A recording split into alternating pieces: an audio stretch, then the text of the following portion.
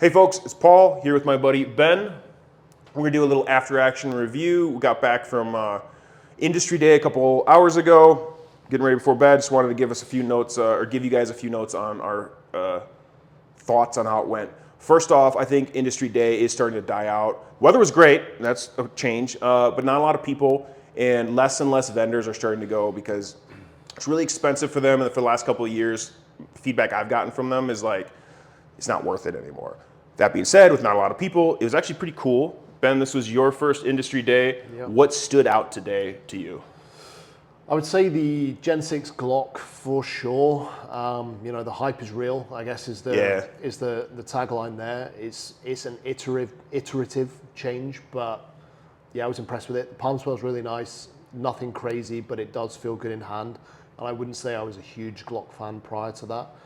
And the FRT triggers we looked at from Arcfire, I believe. Yeah. Arcfire, yeah, they were great, especially in the BNT 223, the APC 223. That was the first time you shot one of those, right? Yeah. So first time using an FRT trigger, obviously, I was surprised at the similarities between that and a regular automatic fire weapon system. It was really great, and you know, time will tell with that for me in that particular weapons platform. It was great. I liked it a lot. But I think other than that, there was nothing crazy. Obviously, we saw that suppressor that is cool to the touch even after firing. Didn't get hands-on with that, but it's interesting technology. Everything else was kind of more of the same. You know, as an example, Oracle Arms 2311 was there. Well, here, let's talk about the Glock really quick here. Yeah. So like, I'm not a big Glock guy myself. I have a few. I actually prefer stock Glock triggers. I think they're great, just everyday firearms.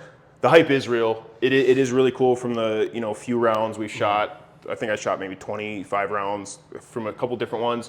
I was concerned about the gas pedal because I'm not a big fan of gas pedals on defensive guns. It's not really a gas pedal. It's like a ledge, but you can just use it as a tactile touch point to keep your thumbs. If you're not a big leave the thumbs alone, they're just there. You can run it like that. You don't have to use it as a gas pedal. Texture was great. People are going to complain there's too much texture. There's not too much texture. I would say on the grip texture for me in the kind of spread of weapon systems that I've used and different grips, for me it was a middle of the road texture. Certainly wasn't super aggressive. I can see people saying that from a concealed carry perspective there would be an issue there. It wouldn't be for me. That would be fine. It wouldn't be something I'd consider. On the gas pedal, I think for people that are kind of in one camp or the other with that, I would say that until you raise that point, I didn't even notice there was one on the weapon. No, so it's well done then, you know what I mean? I shoot thumbs off, both thumbs off on the gun when I shoot, and I have other guns like my Icarus where I find sometimes I reach for that even though I don't want to. Wasn't there for me with that one. I didn't notice it at all.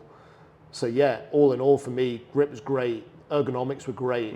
Coming from using Glocks in a professional capacity in a previous life, I've never had the desire to own a Glock before, but shooting the Glock 45 today, I think, out of us discussing it in our own time, we're all kind of the idea that we'd like to own one, which I think is a good indicator of where it's at.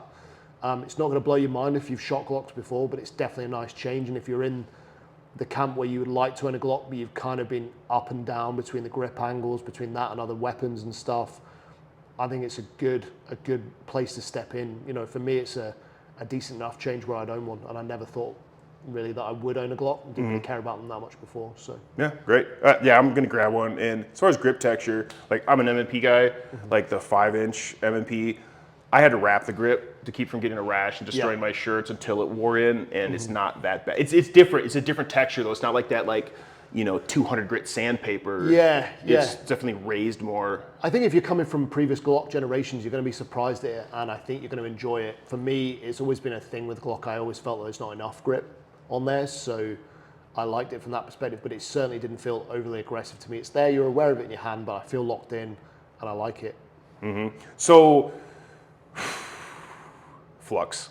Yeah. So I'm a big, I get along with the Flux guys, great, they're hilarious and fun dudes. Yeah. I love the idea of the Flux Raider, not a fan of the P320, or I'm fairly open about it. I'm not a real big fan of modern SIG for various reasons that I'll discuss later, but it was really cool shooting the prototype a year or so ago of the P365, which is a true concealed carry PDW, and you were really looking forward to shooting that. Yeah. Now, of course, it's a compromise.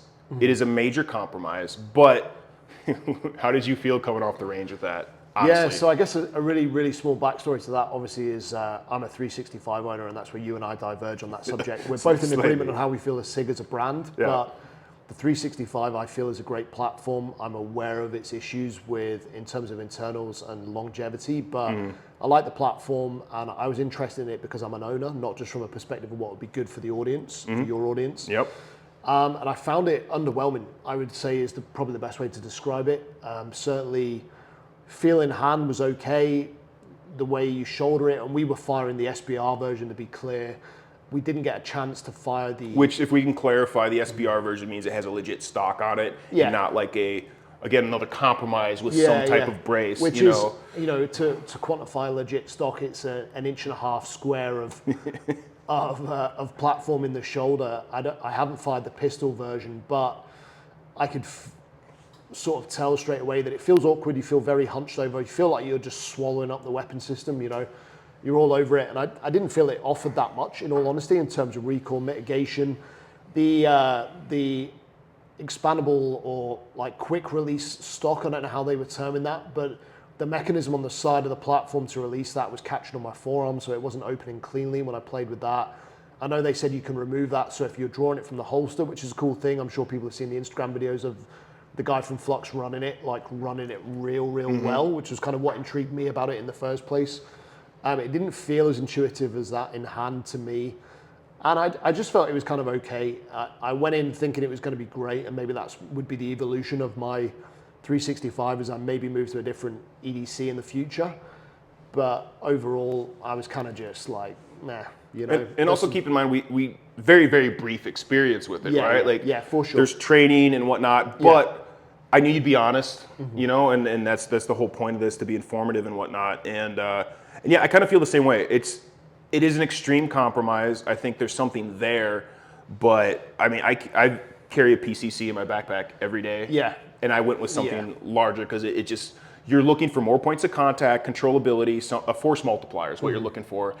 And I don't know if I shoot a handgun really well. I know you shoot a handgun really well.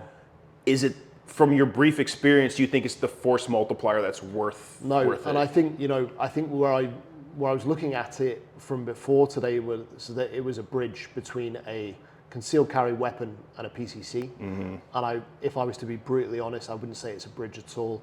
It's not an in-between between an EDC and a PCC, throw all the abbreviations out there. But it's not. It's not in one camp and it's not in the other. And I think you would get very, very tired very quickly of carrying that in a concealed platform, although it is cool.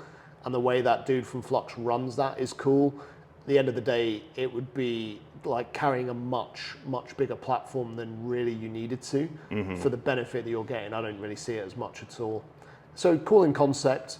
I think it'd be a fun range toy, but in reality, in a practical application, you're either going to go in one of those camps. You're going to go back to concealed EDC, or you're going to have a PCC somewhere else. Right, I got one more question for you before we wrap it up. CZ. So when I used to teach, I used to grab an M&P9C, obviously, people give me shit, a CZ P10C, and a Glock 19. 3 different flavors of the same ice cream, great proven weapon platforms. You've never shot any CZs, and you got to shoot a couple different ones today. How'd that go? Yeah, I was impressed, in all honesty. Anyone that's lurked on the internet before, people that look at first-time guns for owners and things, there's always a big camp out there that talks about CZ systems being the kind of unspoken platforms that people should look at. The triggers are great, the platforms are great, they're reasonably priced, and we got to get our hands on a few today.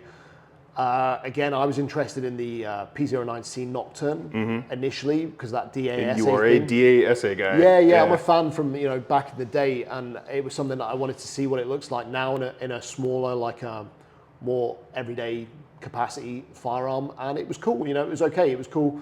We got hands on their steel competition gun. I forget the name of what they. Yeah, I don't remember either. For me, that one, it was cool. It has a learning curve. It's a little.